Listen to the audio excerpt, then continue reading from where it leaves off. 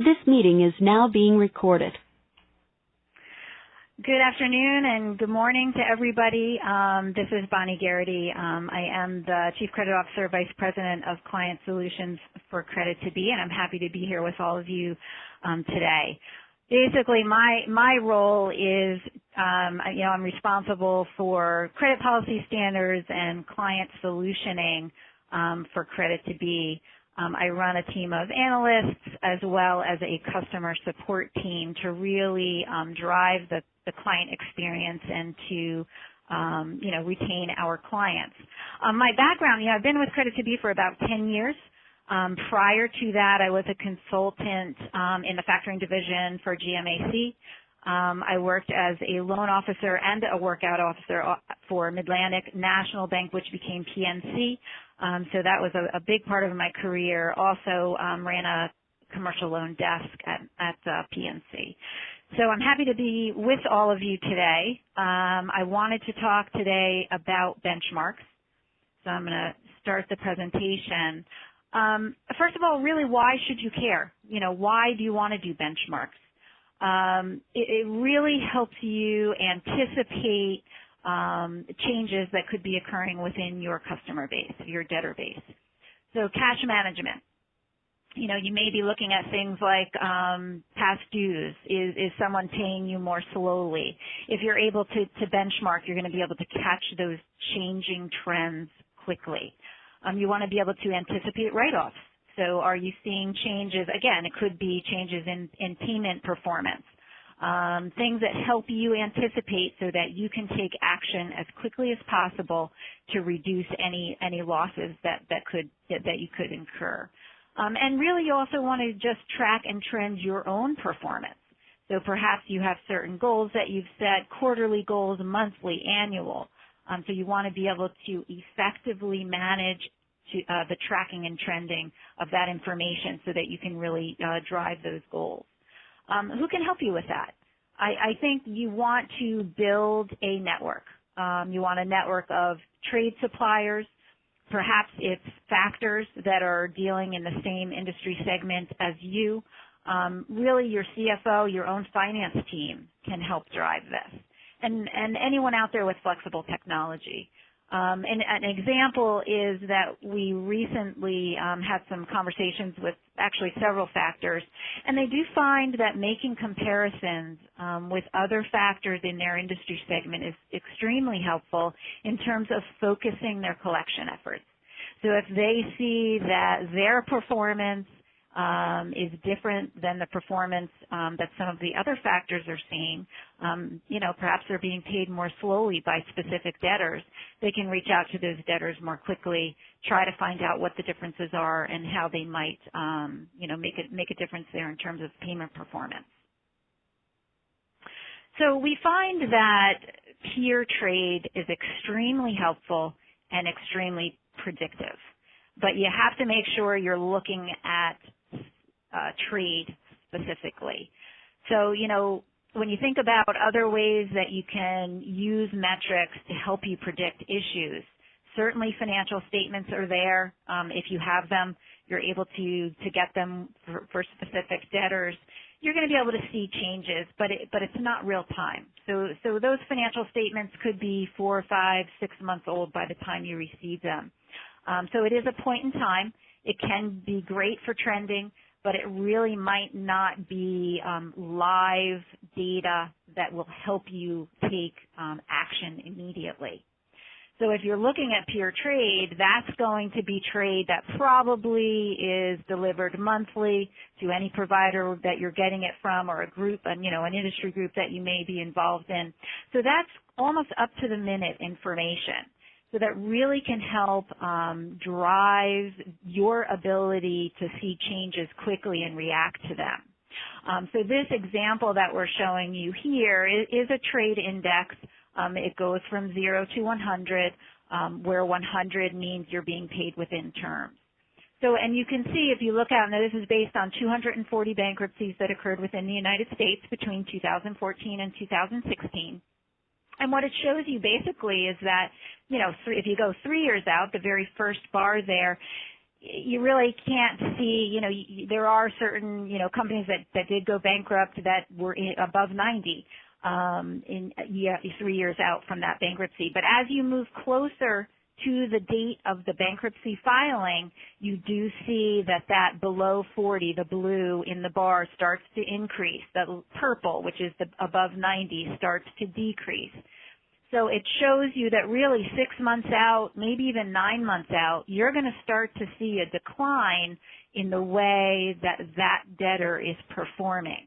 And if you're looking at other factors dealing with your debtors, you're looking at suppliers dealing with your debtors, you're going to really be able to see that difference. So if it's something that you're tracking on an ongoing basis, it's really going to help you identify where you may see issues.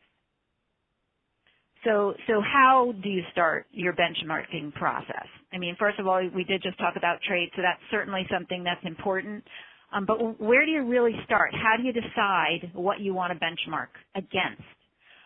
It really does start with your credit policy. How do you make decisions? When you approve certain debtors, maybe you decline, maybe you decide you want to review them more frequently. What is it that you're actually looking at? What's important to you? Is it past due ratios? Is it the trending? Are there certain metrics that you absolutely have to have before you make any, affirmative credit decision? So I think once you start looking at, how do we make decisions as a company, you're going to start to determine what benchmarks are important to you. Then you want to assemble a network to get information. So it could be a group that you're affiliated with. It could be, some type of service provider that gives you information about how that debtor or group of debtors is paying. And, like I said, there could be other metrics that you're looking at as well, whether it's scores or financials. And then you want to create those representative benchmarks based on that information that you just came up with. You want to be able to slice and dice. So you want to make sure you can do it by portfolio type. So if you happen to be a factor that deals in more than one industry, you want to make sure that you can break down your portfolio by industry and then compare it to a like industry. You may want to look at it by, geography, maybe just Canada, just the U.S., just a certain segment of the country or a certain state. And you also want to maybe look at it by analyst, by credit analyst, by collector. So you want to be able to slice and dice and be able to accurately benchmark specifically what you're looking at. So again, and compare yourself. You really could compare yourself, your own divisions or across peer sets as well. So, to dive a little bit deeper into each of these areas, you do want to develop those departmental metrics. Some of you may be factors that are, specifically factoring companies. Some of you may be divisions of larger organizations. So you want to understand what's important in terms of benchmarks and what you're looking at within your specific area. So it could be some of these things that I've listed here: average days to pay, estimated days flow, percentage of bad debt. It could be scores. It could be something like a recovery rate, basically what you've been able to collect versus what you've extended. And that can be done portfolio-wide or customer by customer. So you want to define your goals as a department or as a company to really build those benchmarks, because it can be really important going forward in terms of annual goals or really what you're looking to do as a company or as a department. And then it's, data sources. Where do you get the information from? You want to make sure you have an integrated view of all of the sources of information. So probably your own company's receivables, of course. You have to have something to start with. So what's important there? The highest credit, average high credit, how long have you been doing business with that particular debtor, estimated days flow, some examples of things that you might want to be collecting along the way. And then you want to look at those trade experiences, maybe other factors, again, dealing in your same industry segment. Trade suppliers, very important source as well. Behavior may be a little bit different for, how they pay a direct supplier and how they pay a factor, but nonetheless, it's a great way to benchmark. And then third-party data. So you want to pull in data from any of the credit agencies, collection agencies. So you want to get that data from other sources. And then you want to build a set of criteria. So I have some examples here. Perhaps, you're reviewing a credit line, when day flow goes beyond some metric. Maybe it's 60 days, maybe it's 90 days, and you set an alert for yourself that says, hey, I need to make sure I'm reviewing any debtor that has a past due more than 90 days. And then you also can do things like automation around scores. So if you have, maybe it's an overall financial health score, you want to be able to perhaps auto approve certain debtors, maybe smaller accounts or smaller exposures if they have a certain score. And then breadth of coverage. So, you may be able to access generic information, but I think it's pretty important to make sure that you're looking at like portfolios. So you want to be able to compare yourself to others that are dealing in the same industry, in the same geography. So those types of considerations should be made. International. So maybe you want to include international trade for those of you that factor outside of the U.S. So if it's Canada, if it's the UK, elsewhere. So you want to try to have sources for that information. And I have this note about actively seeking out suppliers or factors. There are smart ways to do this. I think, and I'll plug the IFA here because I think that Terry and Bert and the team at the IFA can certainly help you build these types of networks, or at least send you in the right direction. So you want to make sure that you're involved, and certainly the IFA is a great way to start doing that.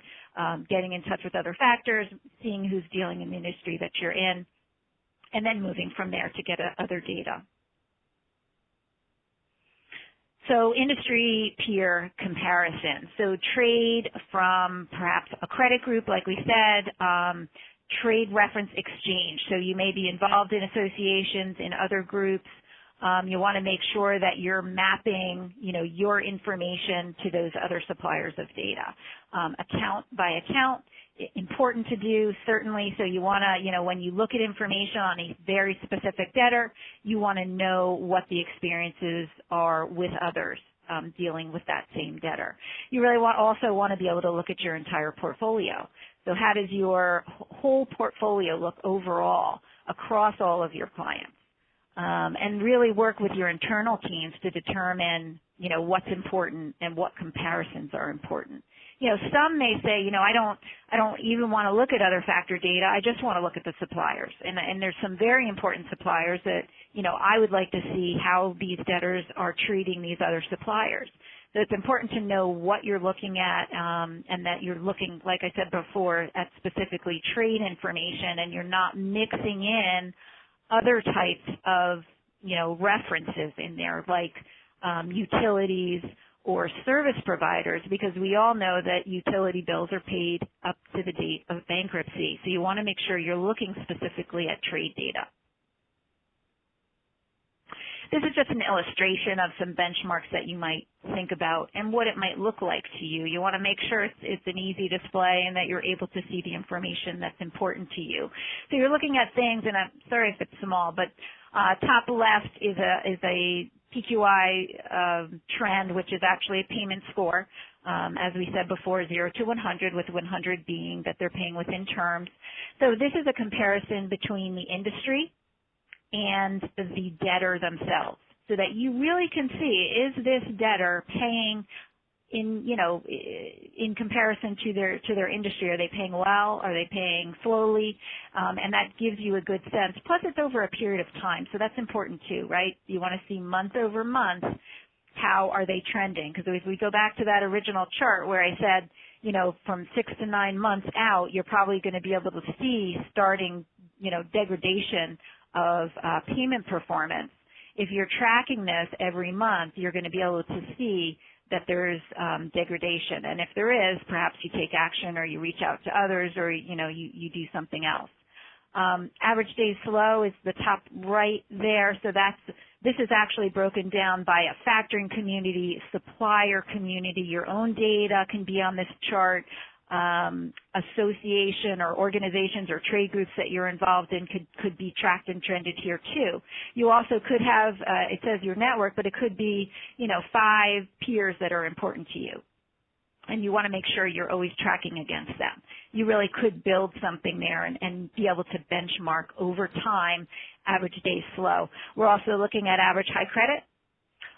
So again, is the average high credit declining? Does that mean something? Is it a seasonal business? Maybe that's the reason. If it's not, maybe something else is going on and people are restricting what they're extending, and you should look a little bit closer at that. Total past due to total amount owing. Again, another metric that, you can look at, and you want to break it up into segments so that you know what you're looking at and you can track your own information against the information that you're receiving from others. So benchmark, in terms of details, we did some surveys at Credit to Be. We came back with, how effectively did these folks feel that they were benchmarking or evaluating their portfolio against the industry.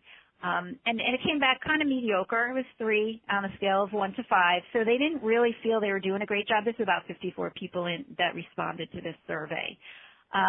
So, I don't know if this is something people are doing, and I think perhaps customer by customer it may be done, but on a portfolio basis, maybe not so much. So something to think about when you're thinking about benchmarking your entire portfolio is, and this is again an illustration, top left is your portfolio, so all of your debtors based on estimated days slow. So, and you can look at that, again, I'm sorry, it's kind of small, but the green part is 0 to 30 days, then it would be 30 to 60, 60 to 90, 90 plus. And then the right-hand side there is your network. So it could be, peers that you've decided you want to benchmark against, or a group of suppliers, a group of factors. And it's important to know that you're looking at the same debtors. So just because it's, another factor, it doesn't mean that they're dealing with the same debtors that you're dealing with. So you want to make sure you're benchmarking against the right thing. You also want to make sure that you can figure out who is in each slice of the pie. So if you want to consider, looking at those 90 plus category, you want to be able to figure out which debtors are in there so that you can take action. The bottom part is just another illustration based on a trade score. So kind of breaking down your portfolio by the trade score.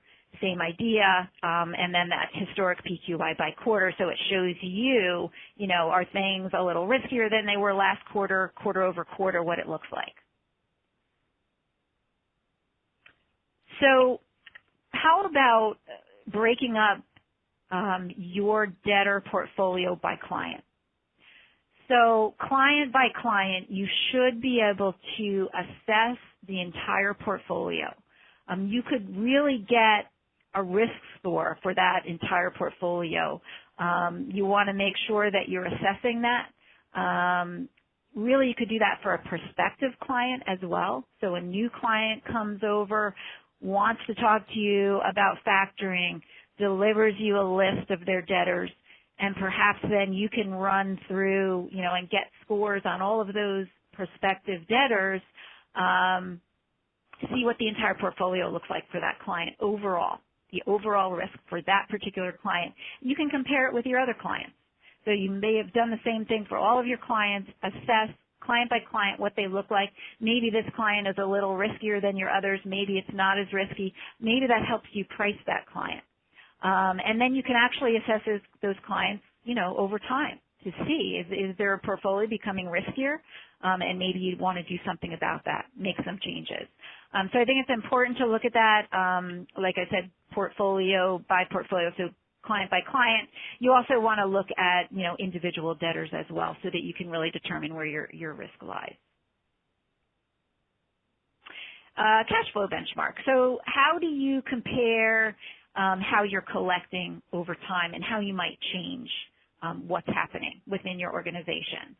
So you want to make sure that you have an impact on your collection efforts and you're able to focus your team appropriately. So you want to be able to make sure that you can see, where am I falling short? You're benchmarking each individual debtor or your portfolio to others. You should be able to determine where am I collecting more slowly than my peers. And if I can determine that, I should be able to focus my collectors more efficiently to reach out to those where I think there's room for me to collect more quickly. So this is just an idea of taking your entire debtor portfolio and looking at your statistics.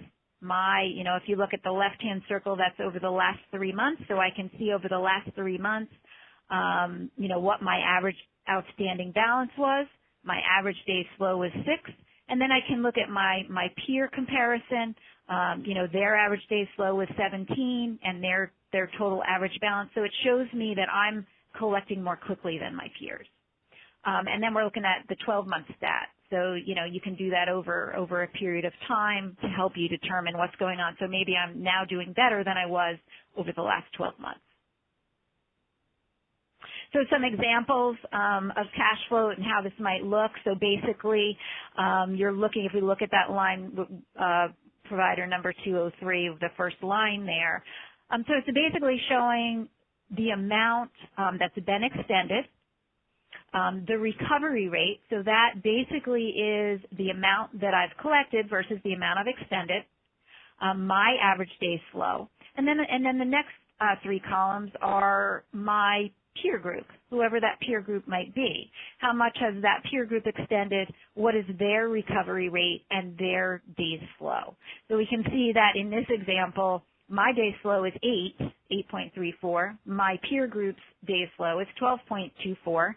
So in that case, I know I'm collecting more quickly than my peers. So my cash flow is, a little over 1.5 million. So this is an important metric to know, right? Something your CFO might want to know. And if you move down to the line where you see the 29 million negative cash flow, in that case, I'm not collecting as well as my peers. So now I need to be able to determine why. Why am I not? And which debtors should I be focusing on?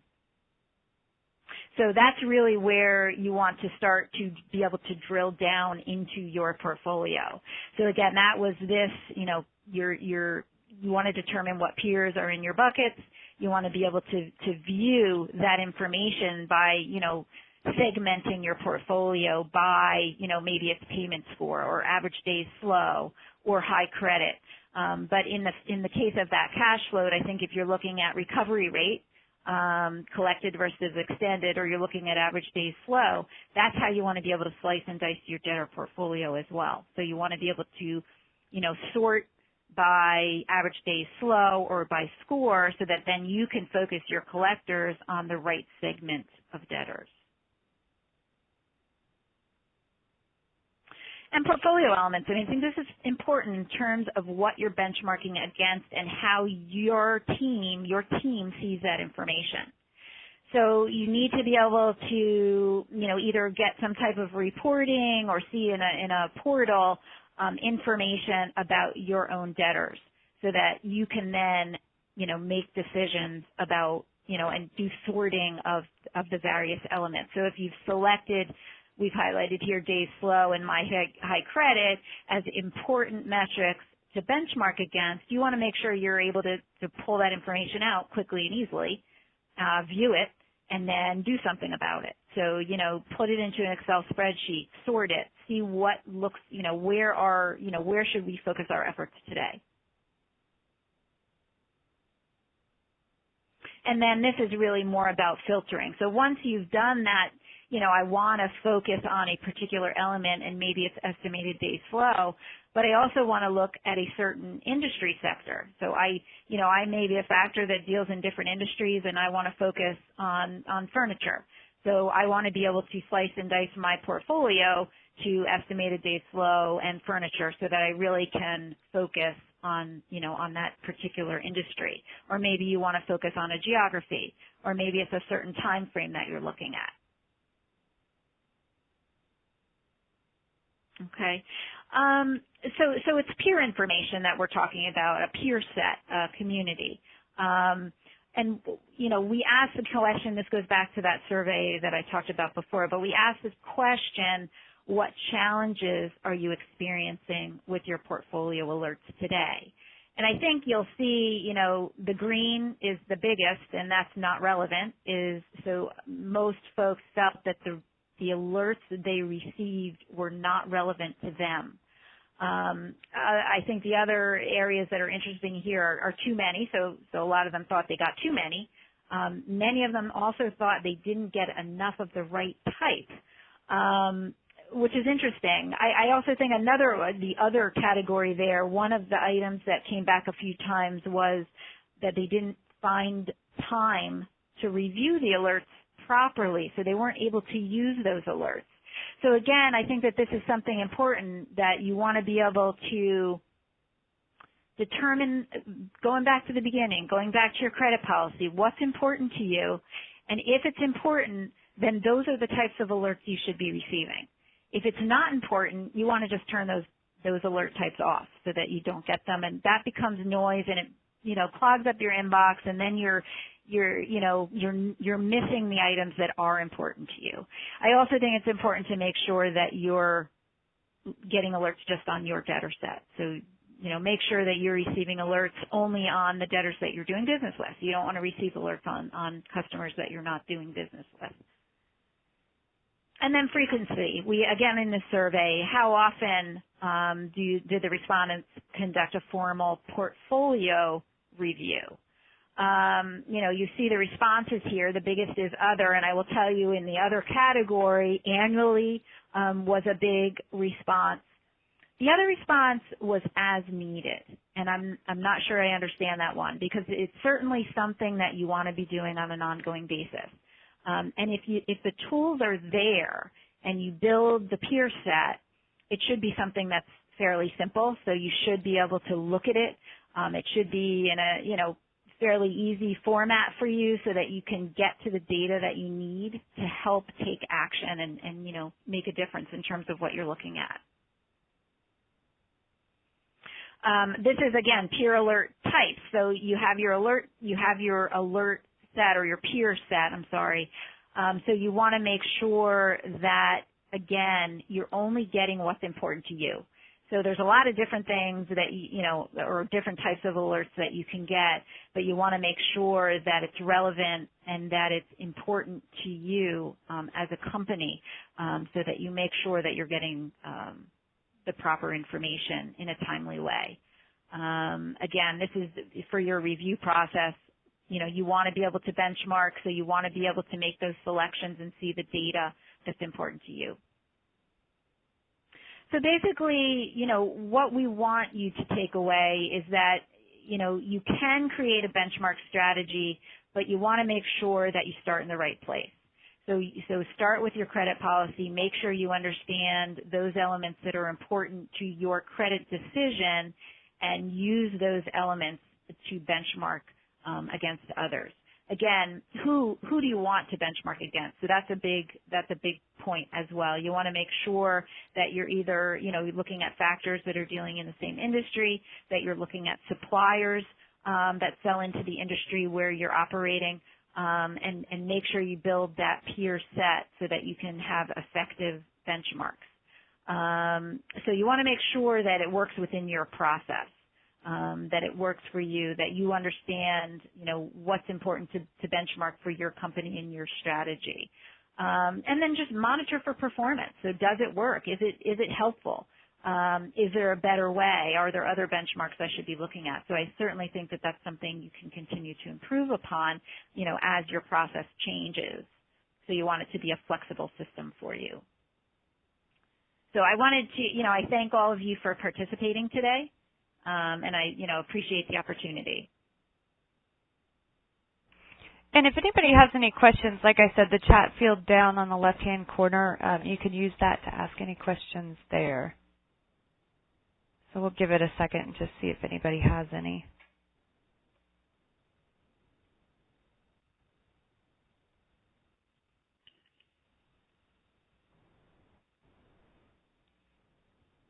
Okay. Well, if not, what I'll do, Bonnie, thank you so much. I appreciate you hosting today's webinar. I have sent everybody the handouts, and that has Bonnie's information on there if you don't write it down from the screen here. You can email her if you want more information about Credit to Be or you have any questions about her presentation today. And also, I'm going to be sending out the evaluation forms, so if you could please fill those out, we'd appreciate it. Thanks again, Bonnie. I really appreciate you hosting today, and I hope everybody has a great day.